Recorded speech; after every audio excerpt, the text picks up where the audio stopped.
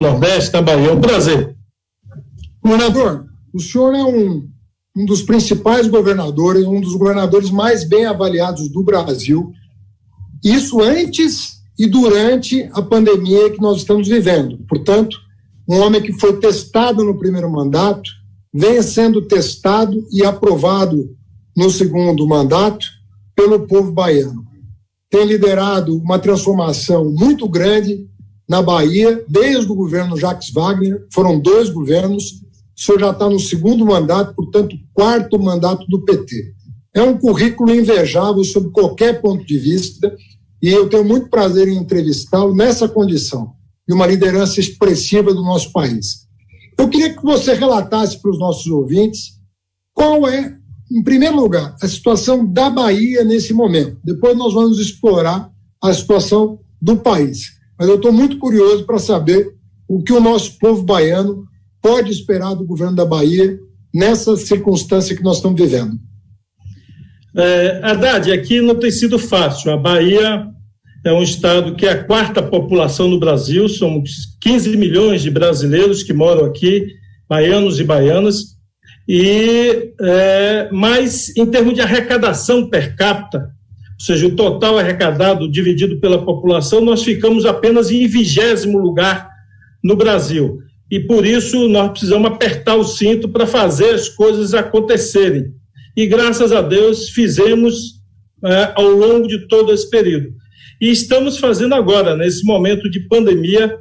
A Bahia tem se colocado numa posição relativa, eu diria, com a baixa taxa de contaminação. Nós estamos aí em 18º lugar, comparando os 27 estados da população, mesmo tendo a 4ª maior população do Brasil, e tomando as providências necessárias para garantir os leitos de UTI que o povo baiano precisará nos próximos dias. Hoje, no dia de hoje, fechamos o dia com 182 pessoas na UTI aqui, e estamos trabalhando para, até o final do mês de maio, conseguir chegar a 1.300 leitos novos de UTI instalados, funcionando na Bahia, para garantir que todas as pessoas que precisarem de UTI tenham onde colocar seu pai, sua mãe, seu ente querido, e, portanto, não queremos ver aqui cenas que estamos vendo em outros lugares de falta de leitos, mas não tem sido fácil por conta desse cenário nacional, onde falta um líder nacional para conduzir o país e enfrentar as dificuldades. Bom, governador, eu corri o país na condição de ministro da Educação com o presidente Lula. Conheci muito o interior da Bahia, porque visitava as inaugurações de universidades, institutos federais com o presidente. E mais recentemente, na campanha de 2018, o senhor me acompanhou em vários municípios do interior da Bahia. Foi uma alegria muito grande poder ver o prestígio do senhor, do Jacques Wagner, toda a sua base de apoio muito unida em torno de um projeto. E eu percebi que uma das suas prioridades, se não a maior, já era, em 2018, a saúde.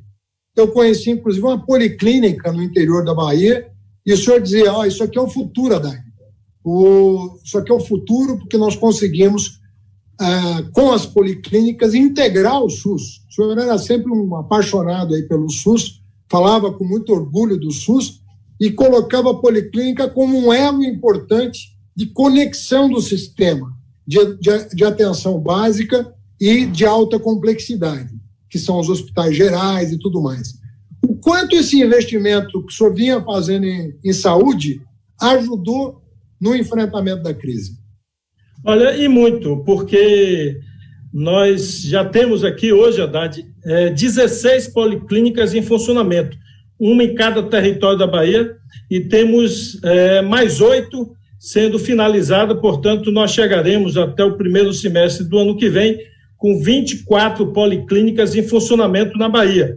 E ao longo desses 6 anos, nós construímos mais 7 novos hospitais do SUS espalhados pelo estado. Então, essas unidades, elas têm a função de fazer o diagnóstico, as policlínicas, porque antes as pessoas iam nos postos de saúde e quando precisava de um exame, precisava de uma consulta com um especialista, era agravamento de doenças que podiam levar a óbito essas pessoas. Só para dar um exemplo, Haddad, mulheres, por exemplo, chegavam com câncer de mama ou câncer de colo de útero, com câncer bastante avançado, porque não tinham onde fazer o exame.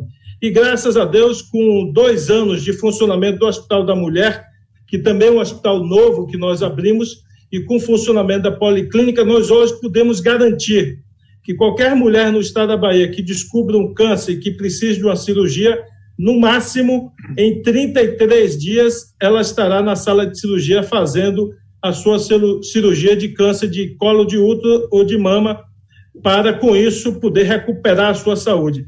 E essa estrutura ampliada da rede de saúde tem nos ajudado a fazer esse enfrentamento e a montar esses leitos extras de UTI que nós estamos montando, boa parte deles. Ao invés de montar hospitais de campanha, nós temos transformado internamente alguns hospitais, ampliando o número de leitos de UTI dentro do próprio hospital ou construindo um anexo provisório ao lado do hospital. Isso reduz muito o custo. Desde dezembro do ano passado se anuncia como uma crise importante e desde março foi declarada uma pandemia, portanto, uma epidemia em escala global. Os sanitaristas e epidemiologistas do Brasil, os mais conceituados, têm dito que o governo federal deveria ter providenciado pelo menos 4 ações importantes.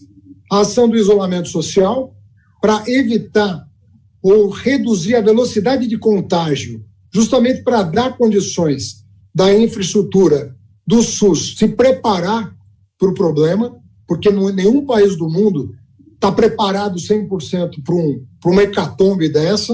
Então, você precisa ganhar tempo, portanto, achatar a curva do contágio. Segunda coisa, garantir que os profissionais estivessem paramentados adequadamente para atender sem risco de se contaminar. A testagem era importante, né? E a ampliação dos leitos de UTI. Desde a declaração da pandemia, já se vão aí 60 dias, o governo federal pouco fez nessas 4 áreas.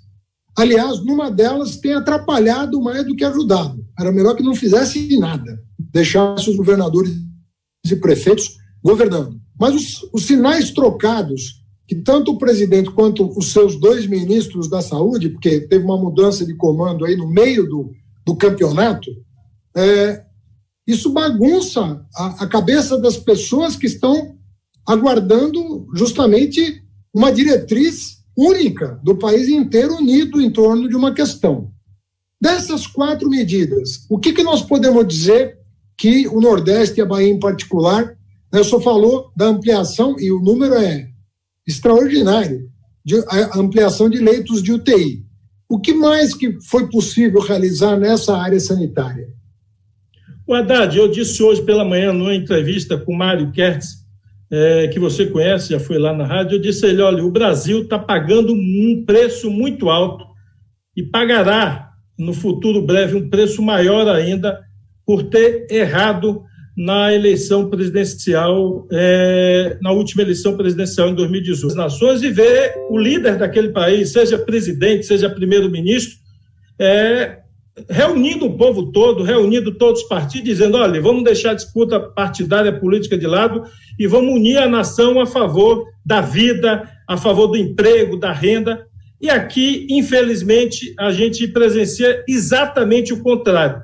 Um presidente que tem feito provocações, agressões a prefeitos e a governadores de vários partidos políticos, ou seja, uma verdadeira metralhadora giratória. Um presidente que tem dado péssimos exemplos de como enfrentar uma pandemia global, eu diria até ajudado a disseminar o vírus da anarquia institucional e sem nenhum respeito às instituições, aos outros poderes, que, independente de qual é o ministro da Saúde, este ou o anterior, não apoiou, não incentivou e não estimula o Ministério a tomar iniciativas. Então, hoje, o Ministério da Saúde não conseguiu organizar a compra global de respiradores para fornecer aos estados, e os estados estão se virando, cada um como pode, para tentar comprar esses respiradores. como você disse, sinais trocados, o povo se pergunta como é que o governador e o prefeito dão uma recomendação, o presidente da República dá outra. Então, isso é muito ruim. E, além do que, Haddad, eu diria que o presidente arrebentou completamente a imagem do Brasil no exterior. Eu diria que a imagem do Brasil no exterior está no subsolo, porque o Brasil perdeu completamente qualquer referência de respeito a nível internacional. E isso pode custar e vai custar caro, inclusive do ponto de vista econômico, porque eu tenho dito que para crescer a economia é preciso que uma palavra seja exercitada o tempo inteiro, que é a palavra confiança. É preciso que os investidores tenham confiança no Brasil, tenham confiança nas suas instituições para vir aqui e colocar os recursos, sejam eles investidores nacionais ou internacionais. Nós já vínhamos patinando fortemente na economia e agora, infelizmente, a coisa vai se agravar e falta uma liderança, uma voz que possa unificar o Brasil, infelizmente, e nós vamos pagar um preço caro por isso. Mas eu espero que o Brasil tenha aprendido a lição, porque eleger prefeito, governador e presidente da República é algo muito sério e um erro numa eleição pode custar muito caro à população, como está custando ao povo brasileiro.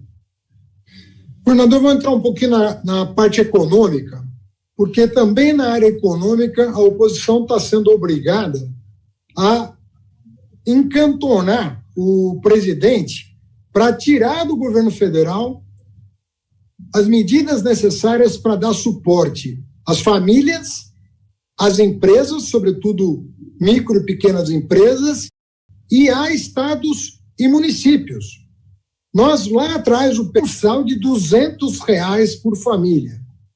Graças à ação da oposição, nós constrangemos o governo, nós pedimos um salário mínimo, que é o que manda a Constituição, o governo relutou, queria os 200, e no final das contas acabou saindo o benefício de R$600, que é 3 vezes melhor do que os 200, mas ainda aquém do necessário para que as famílias possam se manter nos 60 dias de quarentena com dignidade. Mas ok, foi um avanço.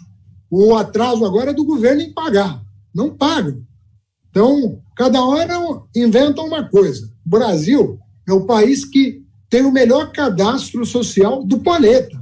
Trabalho que foi feito por muitos governos, sobretudo pelo Lula e pela Dilma, de organizar o cadastro nacional, chamado CAD único. É um cadastro só, todo brasileiro está com o seu nome lá, o governo quiser abrir uma conta corrente, pagar. Segundo ponto, estados e municípios. Por quê? Porque a arrecadação caiu, né, 30%, 40%, e se os estados e municípios não tiverem o suporte da União, não vão ter dinheiro para pagar salário. Simples assim. E nós estamos falando de salário de policial militar, salário de professor, salário de médico e enfermeiro, de quem está na linha de frente do combate à pandemia. Em terceiro lugar, nós temos que dar condições das empresas pagarem a folha de pagamento. Se elas não tiverem condição de pagar a folha de pagamento, o comércio vai entrar em colapso. O comércio que pode abrir vai entrar em colapso. E depois da pandemia, todos que abrirão não terão clientes para os seus produtos. Eu queria lhe perguntar, em primeiro lugar, o senhor tem na sua... Eu sei que o senhor não está podendo sair para abraçar o povo, o senhor é um homem responsável, mas o senhor é uma pessoa que tem escuta, né? De rádio, de TV, o povo acaba fazendo chegar ao senhor. O senhor tem ideia de quantas famílias baianas estão hoje nas filas, nas enormes filas da Caixa Econômica Federal? Ponto 2. O projeto aprovado na Câmara e no Senado, que também foi arrancado pela oposição do governo, porque o governo queria dar uma mixaria de recursos para governador e prefeito.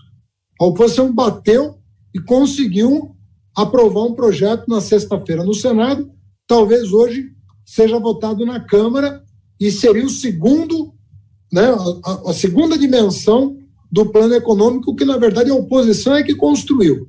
Queria que o senhor se referisse a as duas questões, as famílias e se o governo da Bahia está contemplado pelo projeto que a oposição praticamente impôs ao governo federal. Olha, Haddad, o que você levanta é importantíssimo. Nós temos acompanhado inclusive que outras nações têm feito, a Alemanha, vários países da Europa, e o mundo inteiro só enxergou e enxerga um caminho. É preciso o governo federal de cada país fazer um investimento forte. Primeiro, um investimento de socorrer as famílias que estão sem poder trabalhar, sem poder ter sua renda para poder sobreviver nesse período. Então, eu vi um dado aqui nos Estados Unidos surpreendente, que nos últimos 100 anos é o maior volume de pessoas que buscam o seguro-desemprego. São 20 milhões de americanos que estão buscando retirar o seguro-desemprego.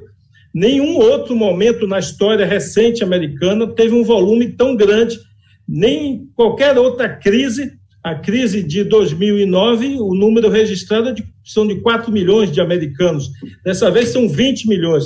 Então, essa é uma decisão de todos os países do mundo. Por quê? Ou você permite que as pessoas saiam para a rua e vão morrer, ou você pede às pessoas que fiquem em casa e dá um mínimo de ajuda para elas sobreviverem enquanto passa a tempestade, passa esse temporal que nós estamos vivendo, o temporal do vírus. E, infelizmente, o governo federal fez, eu diria, empurrado, graças a Deus, pelo Congresso Nacional e nossos deputados. É evidente que tem diferenças de valores, tem as polêmicas ideológicas, mas acho que a Câmara e o Senado têm cumprido o seu papel de empurrar, entendendo que é preciso socorrer as famílias mais pobres. Me preocupa muito a situação da Caixa Econômica, acho que essa má vontade do governo tem criado, inclusive, esse caos, porque poderia diluir, não só a Caixa fazer esses pagamentos, botar no Banco do Brasil, botar no Banco do Nordeste, por exemplo, são bancos públicos, isso ajudaria muito a diluir a presença nas agências, diminuindo as filas e até botando horário extra de funcionamento para o banco. E a segunda coisa, ajuda estados e municípios, que não só aqui no Brasil, mas em qualquer lugar do mundo, o poder maior financeiro, econômico, está na mão da União. E seguindo os passos de outros países, o Senado aprovou no sábado, aí, no final de semana, essa ajuda a estados e municípios. Cada um de nós, é evidente, vai ter uma avaliação. Eu, é evidente, como governador da Bahia, reclamo pelo fato da Bahia ter ficado em último lugar na distribuição per capita dos valores. Ficou lá em 27º lugar. Mas eu bato palma para os senadores por ter tido a vontade, a determinação de ajudar os estados. Então, a gente pode ter, olha, acho que o projeto ficaria melhor assim ou de outra forma. Eu, por exemplo, tinha várias sugestões para ter um projeto mais justo, mas eu não posso deixar de agradecer e de aplaudir o Senado da República por sua determinação, sua vontade e de entender que estamos numa federação e o ente federal mais forte tem que socorrer os entes subnacionais, estados e municípios para manter, afinal de contas, 90% dos serviços educacionais, de saúde e segurança, de apoio à agricultura estão colocados na mão dos estados e municípios. É importantíssimo essa ajuda e hoje, eu espero, hoje ou amanhã, ser votado na Câmara dos Deputados. Queria lhe perguntar um pouco, uma das preocupações que o Brasil tem hoje é com a questão do Pacto Federativo, né? Porque fala-se muito do conflito que o presidente estabelece praticamente semanalmente, estabelece conflito com o Congresso e estabelece conflito com o Supremo. Então, todo momento, o presidente está arrumando confusão com o Congresso e com o Supremo. Mas, às vezes, as pessoas não têm a dimensão do quão grave é o ataque que o Bolsonaro faz ao Pacto Federativo. A maneira como ele trata os governadores de Estado, em especial os do Nordeste. Parece que ele tem uma predileção em atacar o Nordeste. Eu acho que ele confunde a quantidade de votos que ele teve no Nordeste, que foi pequena, ele confunde isso com o dever do presidente da República, depois da eleição, de fazer o que tem que ser feito para todos os brasileiros, independentemente da região, da classe social, da cor da pele. Esse problema está resolvido. Vai se recolocar em 2022. Até lá, ele tem que ser presidente de todos os brasileiros, coisa que ele se recusa a ser. E ele tem desferido ataques, sobretudo, a 2 governadores, o do Maranhão e o da Bahia. O senhor é alvo constante dos ataques do Bolsonaro. O que o senhor pode colocar no seu currículo, né? Porque isso, de certa maneira, o engrandece. Agora, do ponto de vista federativo, os cidadãos brasileiros estão preocupados, estamos preocupados. E eu queria perguntar o quanto, na prática, porque uma coisa é da boca para fora, mas eu estou perguntando o governo, não o Bolsonaro. O governo, os ministros estão atendendo os governadores? Eu sei que é virtual, não dá para fazer reunião presencial, nem estamos pedindo isso. Mas eu estou falando com o senhor aqui há 20 minutos, vou falar mais 20, e estamos conversando sobre os assuntos nacionais.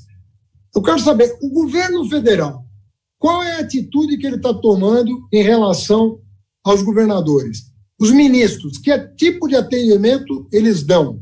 Com que respeito eles recebem as reivindicações?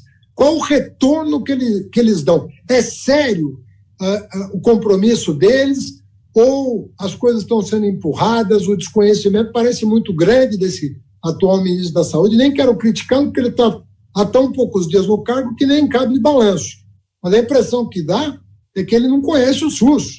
Ele pode até conhecer medicina, mas o SUS é uma outra coisa. É um aparato enorme que acolhe mais da metade da população brasileira que não tem plano de saúde. 70% dos brasileiros precisam do SUS. Não tem a quem recorrer. Então, qual é o balanço que o senhor faz da relação federativa? Governos estaduais, governo federal, sobretudo Bahia. Olha, Haddad, você sabe, você teve na maioria dos estados do Nordeste mais de 70% dos votos. Na Bahia, você teve no segundo turno 72%, no primeiro turno mais de 60%.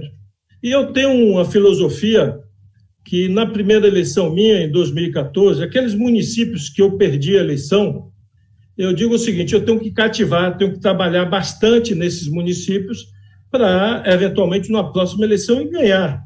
E nunca, em hipótese nenhuma, e perseguir este ou aquele município porque eu perdi a eleição. Mas, infelizmente, o atual presidente da República pensa diferente. Onde ele perdeu a eleição, onde ele acha que não tem apoio, ele, ao invés de tentar cativar as pessoas, o que ele fez até agora foi perseguir. Então, não só agora, na epidemia, ou na pandemia do vírus, antes mesmo, só para lhe dar um exemplo, você esteve aqui, conheceu obras nossas, como a obra do metrô, que vai fazer 3 anos agora, a obra concluída, 3 anos. A obra do metrô foi construída com dinheiro privado, dinheiro do governo federal e dinheiro do governo do estado. A parte do governo federal, até hoje, eles ainda devem cerca de 80 milhões ao estado da Bahia. Eu me referi há pouco que abri 7 novos hospitais. E eu tenho falei com o ministro anterior, falei com o atual ministro, o teto MAC, que é o teto de recurso do governo federal, que os estados recebem para bancar os serviços de saúde, o teto MAC da Bahia é igual ao de 2015. É como se não tivesse construído hospital novo nenhum. Ou seja, não foi acrescido valores novos para pagar esses novos hospitais. É a mesma coisa de eu dizer que a Bahia está bancando sozinha, como se fosse o SUS da Bahia, bancando essas unidades novas. Eu citei há pouco de 16 policlínicas. Nós bancamos sozinhos, junto com os prefeitos. Não há recurso federal no financiamento dessas policlínicas. Assim como várias outras obras que nós temos executado. Nós não deixamos obra nenhuma paralisar aqui na Bahia. E, infelizmente, nós temos antecipado o recurso e o governo federal não paga a sua parte. E alguém poderia ter a boa expectativa de que com o coronavírus esse comportamento iria mudar. Mas, infelizmente, não mudou, os ataques continuam e, infelizmente, eu acho que toda vez que ele é pressionado, que a população cobra alguma posição técnica, alguma posição de gestão, de gestor público, ele devolve com agressão aos governadores que cobram essa situação. recentemente ele adjetivou a mim e a outros governadores com o termo de palhaçada que os governadores estavam fazendo pelo fato da gente estar tentando salvar vidas humanas. E eu disse, a minha expectativa, eu não vou usar as palavras que normalmente, nem os gestos que o presidente utiliza para se comunicar, para tratar a imprensa, como ontem jornalistas foram agredidos em Brasília, ou mesmo as palavras grosseiras que ele utiliza para se dirigir a seus adversários políticos, ou mesmo a jornalistas, quando fazem perguntas que ele considera inconvenientes.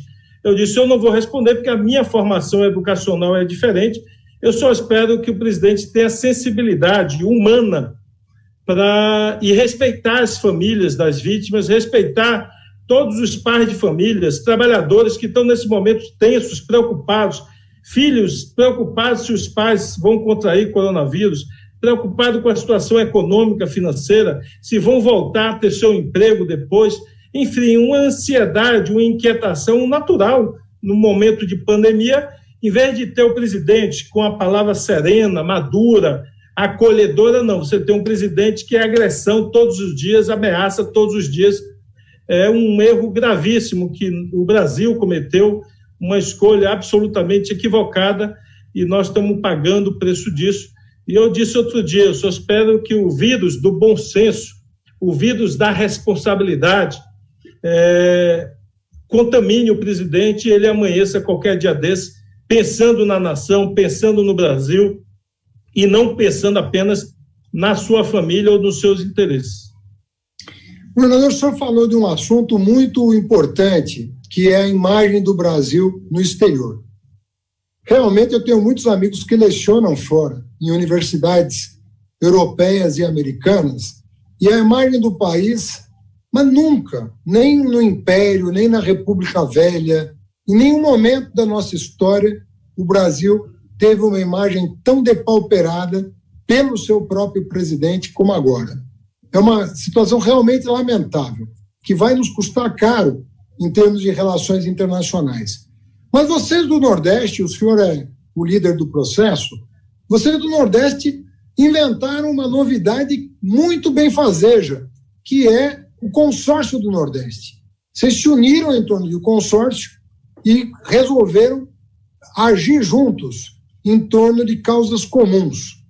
E, não para surpresa minha, mas para o espanto de alguns, esse consórcio, inclusive, tem mantido relações com o exterior. Não como país independente, porque não se trata disso, mas como entes subnacionais que têm interesses próprios, que têm uma forma de gestão diferenciada, que têm as finanças em ordem, que têm o respeito pelos líderes que escolheu de estabelecer relações de parceria com o mundo, sejam países, sejam províncias, sejam estados de outros países. Eu queria que o senhor desse uma rápida pincelada no que tem sido a experiência de liderar o consórcio do Nordeste. E se puder também falar dessa aquisição recente, que eu reputo extraordinária, que é ter o Miguel Nicoleles, que é um dos maiores cientistas brasileiros, e o Sérgio Rezende, talvez um dos maiores ministros de ciência e tecnologia da história do país, à disposição desse consórcio, justamente no ataque à pandemia. Haddad, é uma experiência, eu diria, extraordinária. Nós conseguimos unir. Muita gente ouve ao falar a palavra consórcio e pergunta o que é o consórcio, governador? É a união institucional formal dos 9 estados do Nordeste. E formando essa entidade denominada consórcio, nós passamos a agir conjuntamente, por exemplo, a fazer compras coletivas, e com isso nós conseguimos uma escala e conseguimos reduzir preços. Já fizemos compras na área da saúde e agora, no meio da pandemia, o consórcio, inclusive, negociou compras de respiradores. O primeiro lote deve estar chegando semana que vem, feito conjuntamente, dividindo cotas entre os estados do Nordeste para fazer com que os estados recebam esses equipamentos. E nós formamos o comitê científico que o Nicoleles e o Sérgio Rezende conduzem, com cientistas brasileiros, a maioria do Nordeste, mas tem de outras regiões, que estão colaborando. Alguns desses participavam de vários grupos internacionais de debate de ciência sobre o vírus. E nós reunimos todos num grupo só que tem dado orientações, feito cálculos estatísticos de progressões.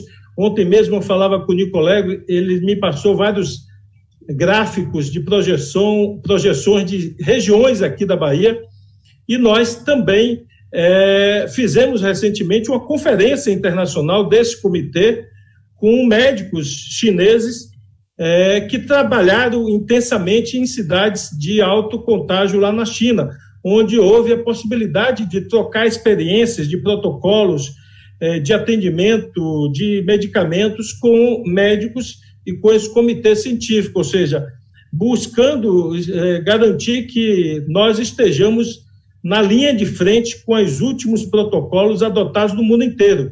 Tivemos contato com médicos italianos, médicos espanhóis, enfim, para que o Nordeste esteja sintonizado com o que está se fazendo de mais avançado, mesmo o vírus sendo recente, de protocolos nos hospitais e protocolos de acompanhamento médicos. Então, eu diria que é a grande novidade, e temos conseguido, graças a Deus, pelo mesmo perfil, eu diria, são de partidos diferentes. Nós temos governadores do PT, do PMDB, do PSDB, de vários partidos, mas todos com o mesmo pensamento, o pensamento humanista, o pensamento de cuidar de gente, de cuidar das pessoas, mesmo sendo de partidos diferentes. Isso tem garantido uma unidade muito forte dos governadores, e graças a Deus chegamos até aqui, diminuindo os impactos dessa crise, graças à nossa união e articulação dos estados, e vamos permanecer assim, agindo conjuntamente, buscando soluções que possam ser compartilhadas. Por exemplo, temos um aplicativo de celular, o Monitora Covid. Quem está aí nos assistindo, mesmo de outros estados, você pode baixar o aplicativo para conhecer o aplicativo. Quem é do Nordeste pode baixar e utilizar, que é um aplicativo que busca fazer georreferenciamento das pessoas com suspeita do vírus. E com isso nós conseguimos rastrear num raio de 200 metros onde estão uma pessoa da outra de contágio. Com isso, a vigilância sanitária pode agir dentro de um condomínio, dentro de uma comunidade, isolando e buscando testar aquela comunidade onde estão aparecendo casos suspeitos. São algumas das iniciativas que o consórcio tomou. Governador, nós estamos rumando aqui para o final da nossa primeira entrevista ao vivo. Tive a honra de fazer com o senhor. Grande governador da Bahia, um dos melhores governadores do país, segundo todas as pesquisas de opinião. E eu queria que o senhor encerrasse o programa aqui na UOL TV, nas redes sociais.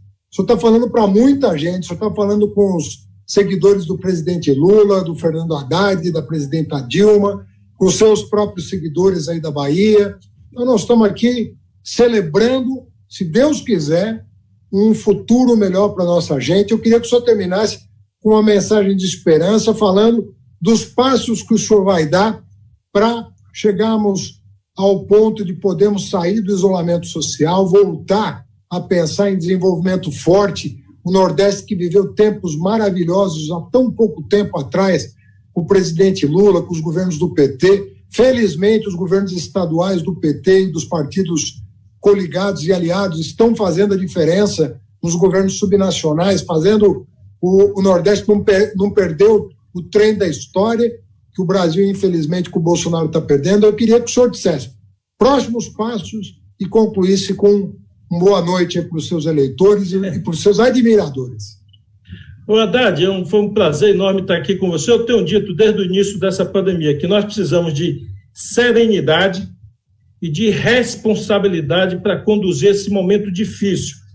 E eu digo sempre, eu respondi ontem para algumas pessoas no Instagram, nas mensagens postadas na caixa, dizendo assim: eu rezo todos os dias para Deus fortalecer em cada ser humano da Bahia, do Nordeste do Brasil, os valores mais nobres de humanidade, porque na crise, na pandemia, muitos se dispersam, muitos colocam esses valores em segundo lugar. Eu rezo para todo dia para que as pessoas coloquem os valores cristãos, os valores da solidariedade, do humanismo em primeiro lugar. Nós precisamos, nesse momento, ser responsáveis, atuar com muita serenidade e com muito humanismo, e com muita solidariedade, pensando no povo, pensando nas pessoas que mais precisam. Não é fácil, o momento é muito difícil, não só no Brasil, no mundo inteiro, mas nós vamos trabalhar firme. Nós vimos no ritmo muito forte aqui no Nordeste, tínhamos feito uma viagem internacional agora pela Europa, buscando investimentos, tínhamos marcado agora para março um grande encontro de investidores europeus aqui no Nordeste. Infelizmente tivemos que adiar, mas logo, logo nós vamos retomar essa agenda do desenvolvimento, da geração de emprego e de renda aqui no Nordeste. O povo nordestino é muito grato ao Lula, à presidenta Dilma, pela expansão, e a você, que foi ministro da Educação, pela expansão da inclusão social, no respeito às divergências, no respeito às diferenças culturais, religiosas, porque o que faz a riqueza de qualquer nação, de qualquer povo, são as suas diferenças, sejam elas de natureza regionais ou culturais, ou mesmo religiosas e políticas. O que não podemos ter é nenhuma visão ditatorial, nenhuma visão absolutista e nenhuma visão preconceituosa das pessoas. Isso, com certeza, vai virar a página do passado no Brasil, para a gente falar de futuro e falar de otimismo. Com certeza estaremos juntos com você, Haddad, com o povo brasileiro, construindo um Brasil melhor para todos nós. Muito obrigado e boa noite para todos. Que Deus nos abençoe. Boa noite, governador. Minha saudação para o Nordeste. Eu sou entusiasta e fã dos governos dessa grande região brasileira. Muito boa noite para o senhor. Um abraço. Outro.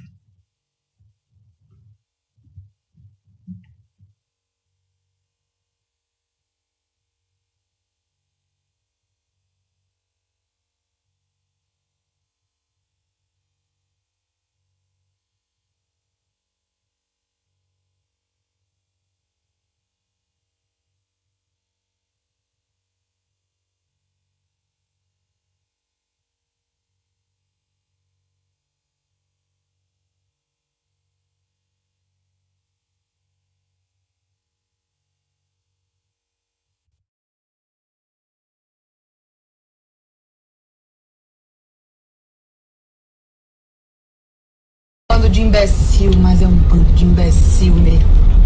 Ó, pai, isso aí, ó. Olha, maravilhoso. Ó, que coisa linda. Eu indo colher porra de PCR na UPA, preocupada pra não infectar ninguém. E esse bando de imbecil